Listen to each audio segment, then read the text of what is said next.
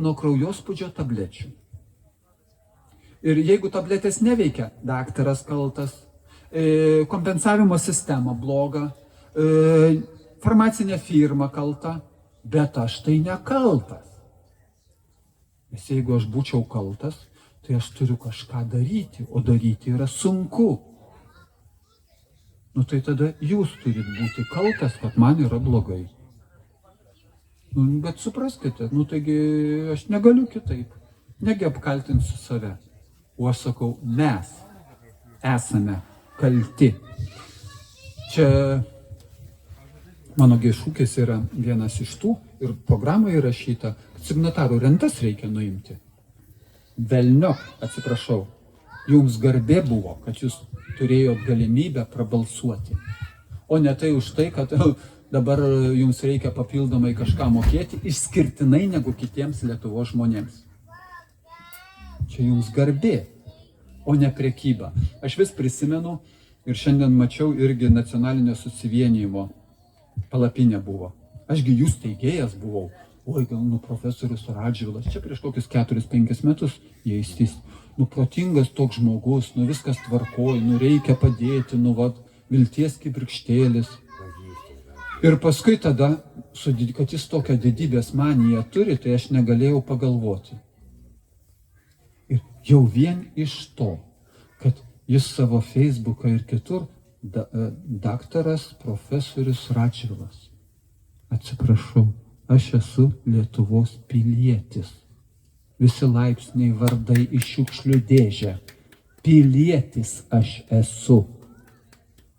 O visi kiti pavadinimai nulio vertės. Ir jeigu tu nesijauti pilietis, tai tu pilietinės pareigos ir neatliksi. Tu tik tai lauksi, kad tave pavadintų profesorium ar dar ko nors. Nes be to pavadinimo, be to celofano aplink, tuščias esi. Nulis. Kaip balionas išsipūtęs.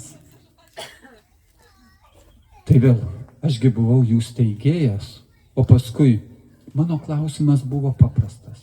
Atsiprašau už negražų žodį, bet specialiai tokį pasakysiu, kai dulkino Venckienę. Mūsų sistema, nepadoru taip elgtis. Ir aš sakiau Venckieniai, kai aš jūs palaikau save iš tikrųjų, nes sekantis aš galiu būti arba bet koks kitas Lietuvos žmogus, su kuriuo taip pat elgsis. Tai yra mūsų visų bendras reikalas.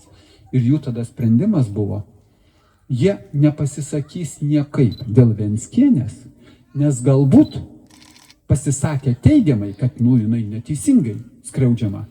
Jie praras daugiau balsų, negu gaus naujų. Reiškia, ponai, užsiemat prekybą moralinėmis vertybėmis. Kas kiek duos pinigėlių arba balsų skaičių, už tiek ir parsiduodate. Tai jeigu aš toliau su jais būnu, tai aš nepadorus pasidarau. Tas pats. Totaliai taip. Tas pats. Tai lygiai taip pat, kaip dabar kitos irgi partijos, kuriuom reikia pavaidinti, kad jos yra kitokios. Ir užtat termino opozicinės partijos. Ką norite apgauti? Tuos, kurie nesuvokia. Apgausit, makaronus prikabinsit.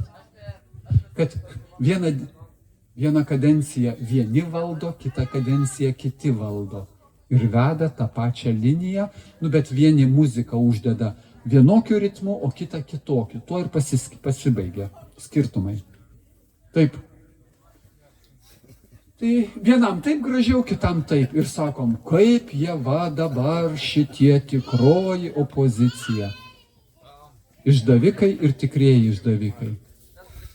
Išdavikai aiškus, išdavikai dar ne iki galo aiškus. Politinės prostitucijos šalininkai atviros, o šitie politinės prostitucijos paslėptos šalininkai. Tai gal pavadinkim, prostitucija yra prostitucija ir kelkiam klausimą, o kaip mums susigrąžinti savo valstybę? Be politinės valios niekaip nesusigrąžinsim. Politinės valios nebus iš anų pusės. Man akivaizdu. Labai seniai vienas žmogus man pasakė irgi vieną elementarią ir teisingą mintį. Mintis buvo tokia, nu, aš atidaviau tokį laikrodį,